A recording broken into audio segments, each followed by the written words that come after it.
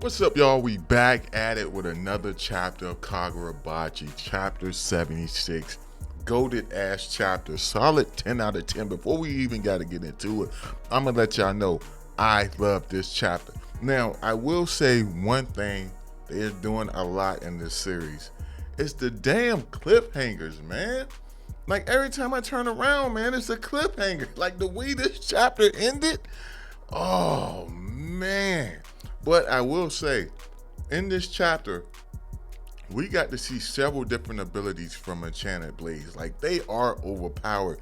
When they went to that island, I guarantee you it was some crazy shit going on. Just seeing everything that's going on in this chapter, I don't think people could handle the Enchanted Blades, man. Even if they were, resistant to that metal on the island. Another thing I gotta point out is your boy Hiko. I didn't realize that he took this many L's from your boy Chihiro. He already got 2 L's, and it's crazy because he's still so likable. Unlike Sojo was getting dub after dub after dub. This guy's getting L's, and I'm like, yo, he's still cool. There's so many panels in this chapter where he just looks dope as hell, just doing crazy stuff. Like, this is one of those chapters that got you begging for the anime. It has you wanting to see the anime because I can only imagine how some of these scenes will look. And I'll get to them as we go throughout the chapter, man. But to see everything he was capable of in this chapter and how he was like, yo, nah, I want Chihiro to take me serious, so I got to do something big so that he can see me as a threat. After all, I have lost to him twice. Man, goated chapter. Goated ass chapter.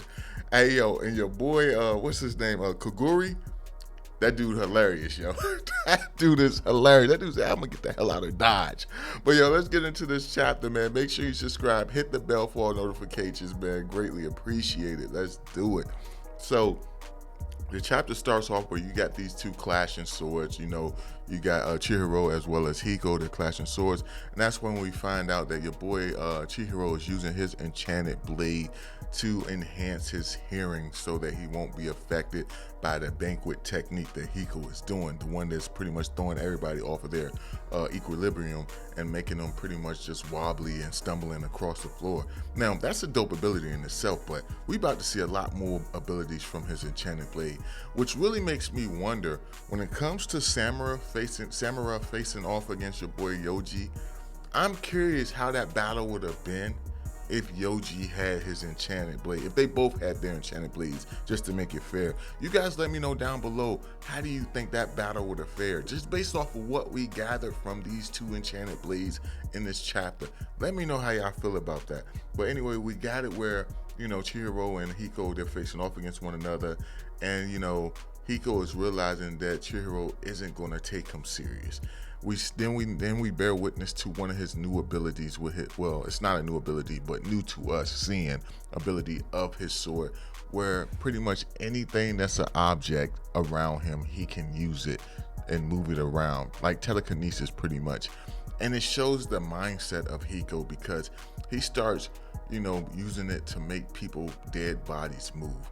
Now, that shouldn't work because it only works on objects, not living organisms. But it says that he view people as just things. He doesn't view them as people, as living things, which means he's able to control them and allow them to move, which shows his mindset.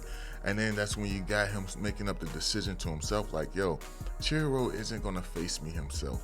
I'm gonna have to do something big. I'm gonna have to kill Samura.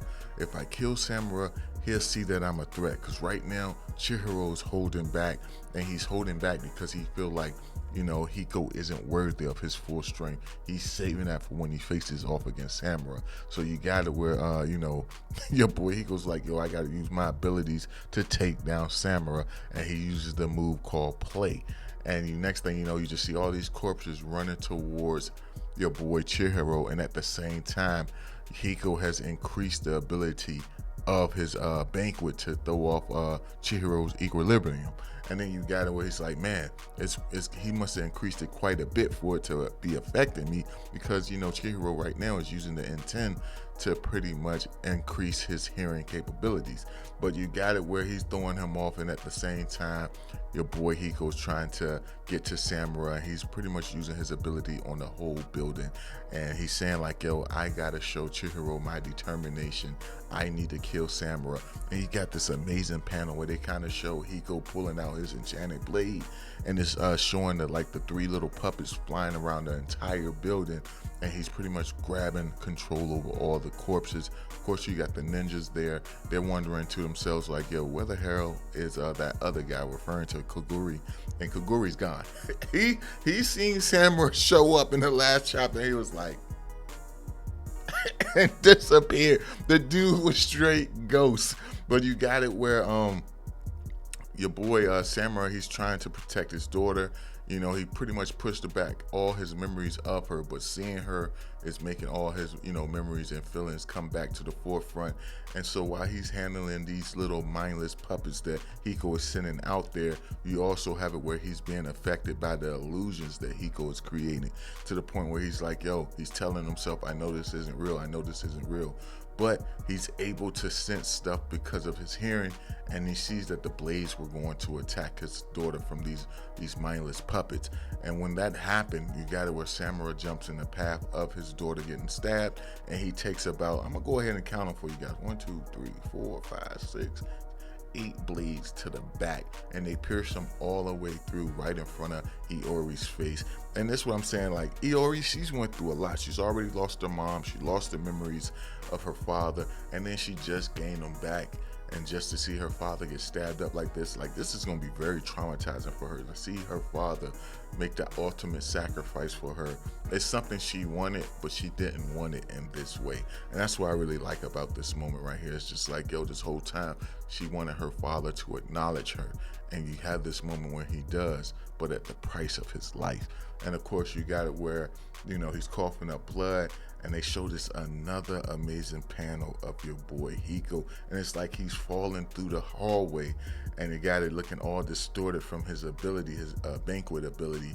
And I don't know why, I just feel like that part right there would look so amazing in an anime. Like, imagine like a opening song, and you just got like him falling through the hallway laughing as he's going, and then it cuts to another scene. I don't know, I feel like that would be goated as hell, man. But anyway, it jumps to Chihiro facing off against your boy Hiko, and Hiko's pretty much saying like, yo, now you could come at me with everything you got, Chihiro. Samura is gone. And Chihiro looks at him and is like, yo, how could you underestimate a master like him? Chihiro already know what time it is. Look, the elevator doors open and you just see feathers coming from every direction. Chihiro already know. Then it jumps to a panel where you see Iori on a rooftop, and every soldier, everybody who was just up there as a threat, is on the ground dead. Samura is on a whole nother level. This shit is crazy, man. This shit is crazy. And then you got your boy Hiko. He realizing, like, he's saying to himself, like, I fucked up. I fucked up. Yo, this panel was crazy as hell. But of course, you got the ninjas, everyone.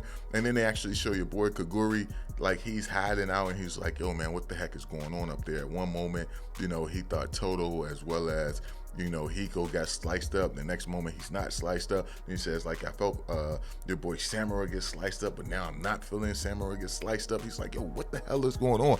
At the same time, he ain't going back to check it out for himself. He's like, nah, I'm just down. I'm gonna observe by sensing, but I'm not going back to that hellhole. Like, yo, Kaguri, he's smart, and I'm very curious how his future is gonna be in this series. But next thing you know, man, you got it where we find out that your boy Samura has another ability where he's able to heal all of his wounds. You see the feathers actually burning up, and as the feathers are burning up, it seems like the feathers themselves is healing him.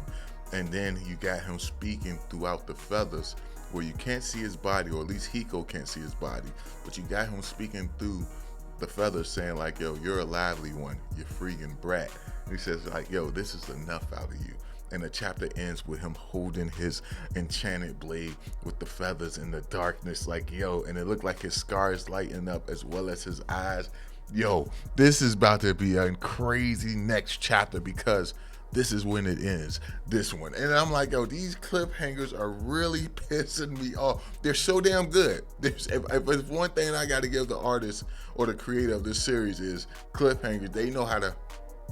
This is where I end it. You know what I'm saying? They know how to do that very well. But, man, I'm really liking Hiko as a villain. And I kind of don't want him to be taken out. But with the way this chapter is and the way Samura is talking about, like, yo, like, this dude is really pissing me off. I'm going to have to end him. It really leads me to believe that Hiko won't survive this battle. Granted, you know, we know he's trying to take out Samura so that he can fight Chihiro to his full extent.